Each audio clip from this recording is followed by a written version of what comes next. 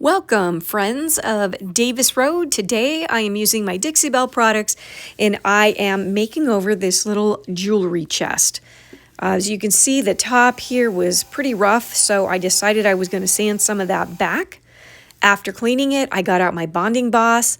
I put one coat, let that dry about an hour, came back, put my second coat, and then I let that dry about 24 hours before I started painting. I sanded in between. Here I've got my Savannah Mist, and I'm going to highlight that with drop cloth. I get my brush a little wet, dip into my Savannah Mist, do a thin coat, and then put the drop cloth in the middle.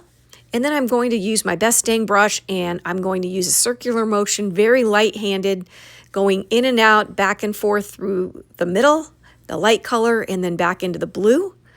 I'm going to do the same thing on the front. I also take a dry brush once I'm done with that and kind of go over it so that I get rid of any swirl marks, so it's just a nice even fade from the middle on out.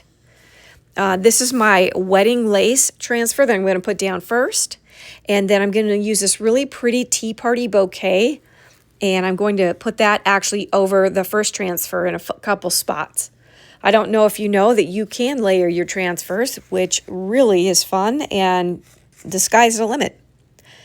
So here I am just finishing up my transfer of the wedding lace, and then I went ahead and pulled out my tea party bouquet, putting it in a few spots here and there. After giving my hardware a bath in some hot water and vinegar, I decided to mix some gilding wax. I mixed the gold and silver together. I really like the look of this, and it went really well with my colors.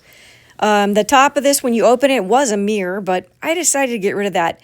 And then look how nice the hardware looks with that Savannah Mist. Isn't that beautiful? I am really, really happy with this little jewelry cabinet, and I actually kept this piece for myself, which I don't do very often, but it is perfect for what I need. If you found some value in this makeover, I would love it if you would like and follow me and let me know what else you'd like to see.